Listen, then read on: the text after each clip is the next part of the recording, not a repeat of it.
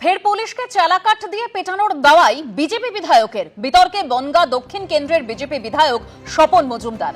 Police তৃণমূলের কথা শুনে গরিব মানুষের উপর অন্যায় করতে যাবে, সাধারণ মানুষের উপরে পুলিশ চড়াও হলে আপনারা জোটবদ্ধ হন, অত্যাচার করলে পুলিশকে চালাকাঠ দিয়ে পেটান, দাওয়াই বিজেপি বিধায়ক স্বপন মজুমদারের। তুমি ভুল পথে পরিচালিত করো না কেন?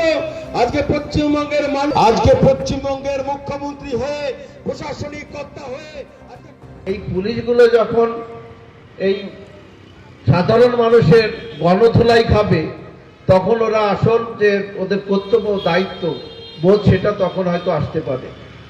আমি এই চটি চাটাদের সম্পর্কে আর বিশেষ কিছু বলবো না।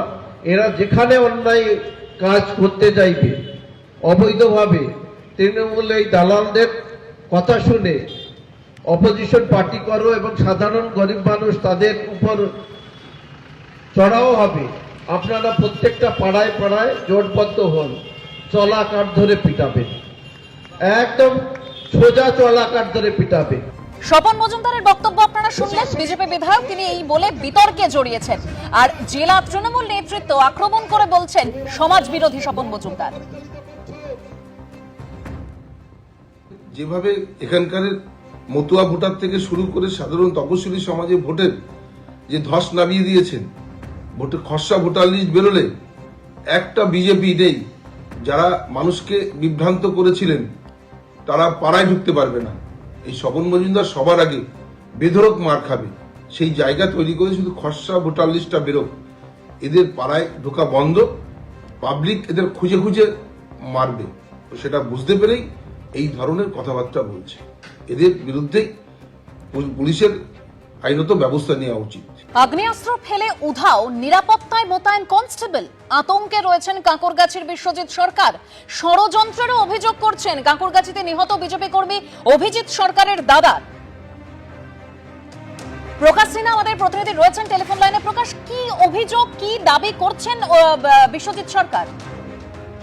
দেখো, বিশ্বজিৎ সরকারের অভিযোগ যে গতকাল রাতের ঘটনা, এবং তুমি জানো অভিজিৎ সরকারের যে খুন হয়েছিল বিজেপি কর্মী, এবং পোস্ট পোল ভায়োলেন্সের তদন্ত করতে গিয়ে সিবিআই এই মামলা তদন্ত করছে, এবং হাইকোর্টের নির্দেশে উইটনেস প্রোটেকশন অ্যাক্টে দুজন কনস্টেবল কিন্তু সিকিউরিটির জন্য দেওয়া হয়েছিল। অর্থাৎ অভিজিৎ সরকারের যে পরিবার, তার মা, তার দাদা বিশ্বজিৎ সরকার, তারা কিন্তু এই মামলায় সাক্ষী, এবং তাদের প্রোটেকশনের জন্য রাউন্ড দ্য ক্লক অর্থাৎ 24 ঘন্টা দুজন কনস্টেবল সেখানে মোতায়েন থাকে, এবং সিআরপিএফ এর জওয়ানরাও থাকেন বাড়ির প্রোটেকশনের জন্য।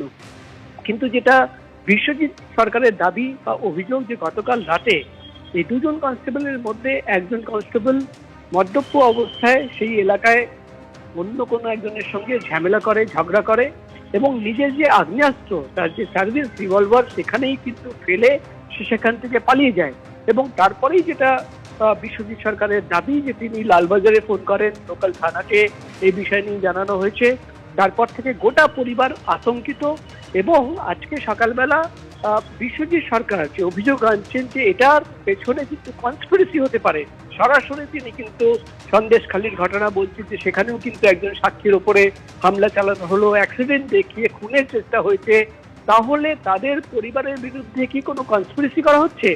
এভাবেই যদি কোনো পুলিশ কর্মী আগ্নেয়াস্ত্র ফেলে চলে যাচ্ছে এবং কেউ যদি সেই আগ্নেয়াস্ত্র তুলে তাদেরকে গুলি করতো, খুন করতো, তাহলে অর্থাৎ আতঙ্কে রয়েছে বিশ্বজিৎ সরকারের পরিবার। হলো টাংটা আমসা তুলে দেখাও একটুখানি। এই আমাদের আমসা, আমাদের ওসি না সব দি ছাড়বে না। চাবি দাও, চাবি তোমরা দাও, তোমরা আমসা সব জালিয়াতি করবে। চাবি দিয়ে উনি সাউন্ড করলেন, তিন নম্বর গাছ।